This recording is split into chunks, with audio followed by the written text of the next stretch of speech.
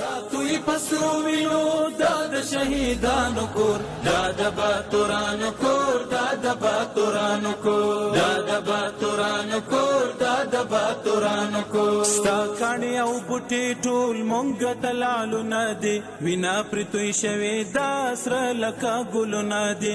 کلی څوک نیولی شي دا دي د زمریانو کور، دا د باتورانو کور، دا د باتورانو.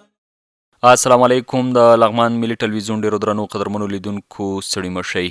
نن سې شنبه د 1404 هجري شمسي کال د جدي مرغومي 9 نیټه ده.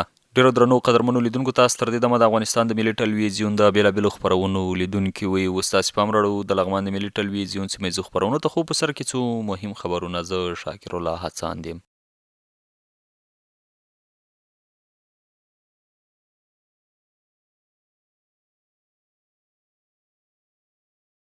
بسم الله الرحمن الرحیم. د لغمان والي په مشرۍ د امنیتي او کشفي ادارو د همغږۍ ناسته ترسره شوه. د لغمان والي قاري بختیار معاذ په مشرۍ د امنیتي ادارو سره د همغږۍ ناسته ترسره شوه. په یاده ناسته کې د لغمان والي سربیره د امنیي قومندانۍ امنیتي مرستیال قاري عبدالباسط صدیق الرحمن، د علماو شورا رئیس شیخ محمد سلیم حقانی، د پلي لیوا قومندان مولوي محمد نادر بدرالدین، د نظامی محکمې رئیس مولوي عبدالودود حقانی، د فرامینو د تعقیب او نظارت رئیس محمد اکرام عثمان هم ګډون کړی و. ناسته د قرآن کریم د څو مبارکو آیتونو په تلاوت سره پیل شوه. وروسته د لغمان والي قاري بختیار معاذ د ټولو امنیتي او کشفي ادارو هڅې وستایلې او قدرداني وکړه چې د ولسونو د امنیت، نظم او ثبات لپاره نه ستړي کیدونکې هڅې کوي. ښاغلي معاذ مسؤلینو ته سپارښتنه وکړه چې د ولایت د مرکز او شپږ ولسوالیو د امنیت ټینګښت ته لا زیاته پاملرنه وکړي څو ولسونه په یو ډاډمن امن کې ژوند وکړي. په پای کې د امنیتي ادارو مسؤلینو خپل راپورونه او لاسته راوړنې د لغمان والي سره شریکې کړې او ډاډ یې ورکړ چې د ولس د خوندیتوب او سوکالۍ لپاره به خپلې هڅې لا ډېرې کړي.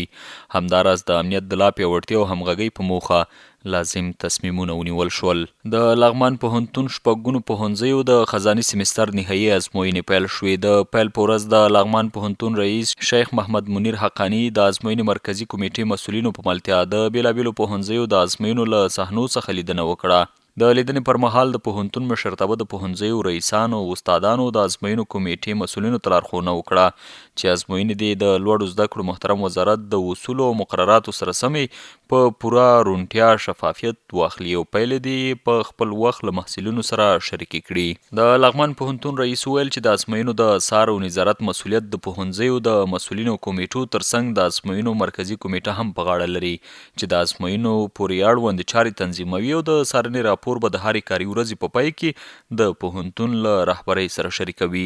د الیشنګ ولسوال د قندلي کلي د اوبو سربند پروژې څخه څارنه او د سیمې له ولسونو سره غونډه وکړه. د الیشنګ ولسوالۍ ولسوال قاري عبدالقاهر متوکل د ګونپال درې اړوند د قندلي کلي د اوبو سربند له روانې پروژې څخه د کارونو د کیفیت او معیاري تطبیق په موخه لیدنه وکړه.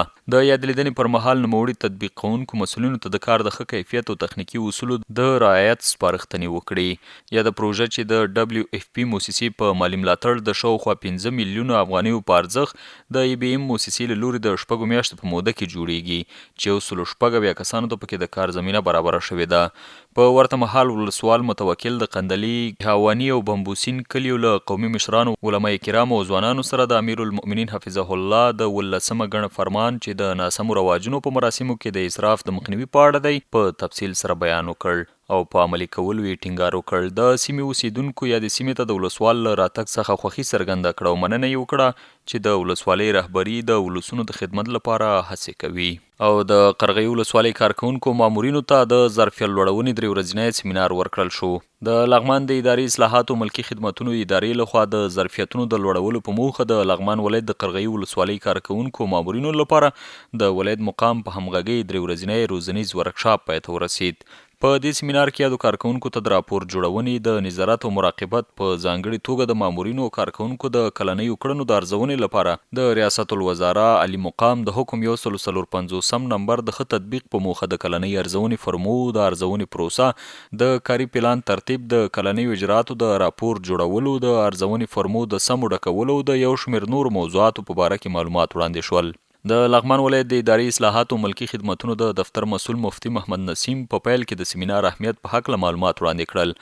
د نظارت او مراقبت مفهوم، اهمیت او ډولونو په باره کې خبرې وکړي. د سیمینار ګډونوالو د سیمینار په اخیستلو خوښي وښوده او ویل چې په دې سره به یې اداري چارې لا منظمې شي. لغمان کې روان کال په ژمي موسم کې نورو ولایاتو ته د بخاریو صادرات زیات شوي او د کډوالو کورنیو لپاره یې ځانګړی تخفیف هم اعلان کړی. دا د لغمان په زړه مهترلام ښار کې د بخاریو جوړونکو یا حلبي سازانو مارکیټ دی. په یاد مارکیټ کې شاوخوا 60 حلبي سازان شته.